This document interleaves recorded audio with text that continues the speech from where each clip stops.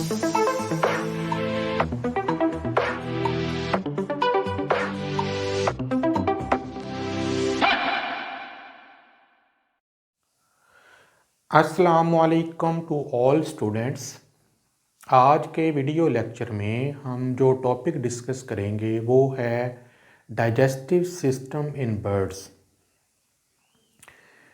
Digestive system of birds की जो diagram है वो ऑलरेडी मैंने बना ली है और इसके स्ट्रक्चर और इसके फंक्शन को स्टेप बाय स्टेप जो है वो डिस्कस करते हैं और सीखने की कोशिश करते हैं।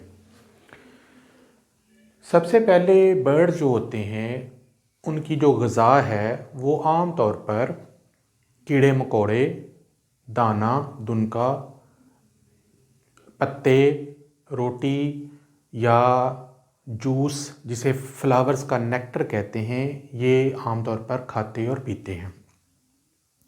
तो there is a variety of birds जो मुख्तलिफ़ तरह के एनवायरनमेंट में रहते हैं और मुख्तलिफ़ तरह की फ़ूड खाते हैं। इसी हिसाब से फिर उनकी फ़ूड के हिसाब से, उनके एनवायरनमेंट के हिसाब से हर बर्ड की अपनी अपनी बीक्स होती हैं, चूंचें होती हैं। कोई लकड़ी को तोड़ने वाली होती हैं, कोई फलों का रस चूसने वाली होती हैं, कोई दाना दुनका खाने वाली होती हैं। तो डिफरेंट शेप्स की इनकी बीक्स होती हैं जिनकी मदद से ये खाना खाते हैं। बर्ड्स के मुंह के अंदर, बीक के अंदर टीथ नहीं होते, ना ही उनके अंदर मैकेनिकल डाइजेशन होती है। तो सिर्फ इनकी जो चूंच है वो दाना या बाकी जो फूड है उसको खाने के और फिर उसके बाद निगलने के काम आती है। फूड जो है उसको गले से टंग ज़बान के ज़रिए पुश किया जाता है, जहाँ पर स्वाल्विंग हो जाती है और ग़िज़ा जो है, पहली ग़िज़ा का पार्ट जो है, डाइजेस्टिव सिस्टम का पार्ट जो है, इसे इसोफेगस कहते हैं, उसमें दाखिल हो जाती है। इसोफेगस के अंदर ग़िज़ा की कोई डाइजेशन नहीं होती, सिर्फ ये एक ट्यूब है जो फूड को ट्रांसपोर्ट करती है। पहली जगह जहाँ पर फूड आकर रुकती है उसे क्रॉप कहते हैं। क्रॉप जो है ये एक मस्कुलर सैक है जो उनके गले के अंदर मौजूद होती है। बर्ड जो हैं ये रेवनस एपिटाइट रखते हैं। जब इनको खाना मिलता है तो ये बेतहाशा जल्दी जल्दी अपना क्रॉप भरने की कोशिश करते हैं, क्योंकि फूड जो है वो लिमिटेड सप्लाई में हो सकती है। लिहाजा ये बहुत ज़्यादा फूड यकदम खा सकते हैं। आमतौर पर ये ऐसी ग़िज़ाएँ बीजों का इंतखाब करते हैं जिनके अंदर हाई एनर्जी वाली फूड जो है वो ये इंतखाब करते हैं। उसकी वजह क्या है कि इन्होंने दुनिया का सबसे मुश्किल काम यानी ग्रेविटी से दूर जाना, यानी फ़्लाइट करना, यानी उड़ना है, जिसके लिए बेतहाशा एनर्जी की ज़रूरत होती है। और उस एनर्जी को मेंटेन रखने के लिए ये हाई एनर्जी फूड जो है बहुत ज़्यादा मिकदार में खाते हैं, जो कि आमतौर पर सीड्स की शक्ल में होती है। तो क्रॉप जो है ये फूड से भर जाता है। पिजन्स के अंदर, जो कबूतर हैं, उनके अंदर क्रॉप के इंटरनल लाइनिंग के जो सेल्स हैं वो उतरते रहते हैं और नए बनते रहते हैं, जिसके नतीजे में यहाँ पर एक मिल्की सेक्रीशन पैदा होती है जिसे पिजन्स मिल्क कहा जाता है। ये चीज़ी सेक्रीशन होती है जो कि बनती है proliferation and slowing of crop cells. Crop के सेल जो हैं उतरते रहते हैं और फिर नए बनते रहते हैं और वो फूड के साथ मिल जाते हैं। इसके साथ कुछ एंजाइम जो हैं वो फूड के साथ मिल जाते हैं और एक चीज़ी सी सेक्रीशन बन जाती है। इस सेक्रीशन को फिर ये अपने बच्चों को पिलाते हैं या खिलाते हैं। तो आमतौर पर ये पिजन्स के अंदर ही देखने में आई है।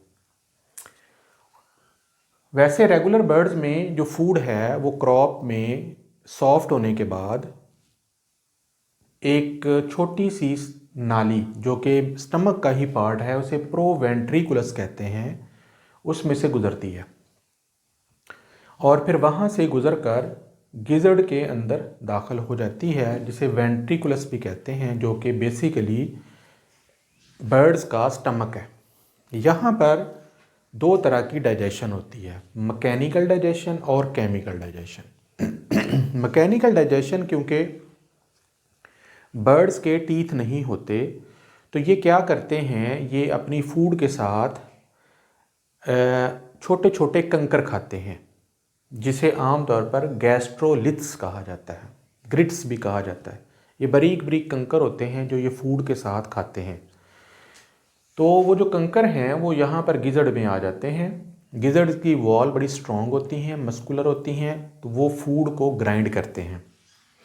इस ग्राइंडिंग के दौरान फूड को बारीक बारीक पीस लिया जाता है, जो पहले ही क्रॉप के अंदर सॉफ्ट हो चुकी होती है। और इस ग्राइंडिंग को आसान बनाने के लिए वो जो कंकर हैं, वो जो पत्थर हैं, वो बड़ी हेल्प करते हैं। वहाँ से फिर ग़ज़ा थोड़ी थोड़ी करके स्मॉल इंटेस्टाइन यानी ड्यूडिनम में दाखिल की जाती है। यहाँ पर फिर मज़ीद केमिकल डाइजेशन स्टमक के अंदर भी हो रही है, वहाँ पर HCl भी है, वहाँ पे पेप्सिनोजन एंजाइम भी है। बाकी जो डाइजेशन है वो ड्यूडेनम में होगी, जो कि प्रोटीन को डाइजेस्ट करने वाला एंजाइम है। HCl फूड को सॉफ्ट करता है और माइक्रो ऑर्गेनिज्म को किल करता है। यहाँ पर लिवर से बाइल और पेंक्रियाज से पेंक्रियाटिक जूस और उसके एंजाइम यहाँ पे सक्रीट होते हैं और ग़ज़ा के डिफरेंट कंपोनेंट्स को डाइजेस्ट किया जाता है। प्रोटीन जो है उसे अमीनो एसिड्स में और लिपिड्स को फैटी एसिड्स में, इसी तरीके से कार्बोहाइड्रेट्स को ग्लूकोज और माल्टोज वगैरह में कन्वर्ट किया जाता है। तो इन नालियों के ज़रिए सक्रीशन यहाँ पर एंटर हो जाती है, फिर ग़ज़ा मूव करती है स्मॉल इंटेस्टाइन में और यहाँ पर डाइजेशन मज़ीद होती है और साथ साथ फूड की एब्जॉर्प्शन होती है। यहाँ पर अगर आप देखें तो यहाँ पर आपको मिजेंट्रीज नज़र आ रही हैं जो इंटेस्टाइन को सेपरेट रखती हैं। फिर उसके बाद आखिर पर लार्ज इंटेस्टाइन आ जाती है। जहाँ पर स्मॉल इंटेस्टाइन और लार्ज इंटेस्टाइन मिलते हैं वहाँ पर अ पेयर ऑफ सीकी मौजूद होते हैं, जो कि ख़ास किस्म के एंजाइम प्रोड्यूस करते हैं जो ग़ज़ा की डाइजेशन में हेल्प करते हैं। उसके बाद ग़ज़ा जो है वो डाइजेस्टिव सिस्टम के, क्योंकि ग़ज़ा मोस्टली स्मॉल इंटेस्टाइन में एब्जॉर्ब हो चुकी है, अब उसके बाद अनडाइजेस्टेड मटेरियल जो है वो बाकी बच गया है, जो कि डाइजेस्टिव सिस्टम के आखिरी हिस्से में चला जाता है, जिसे क्लोएका कहते हैं।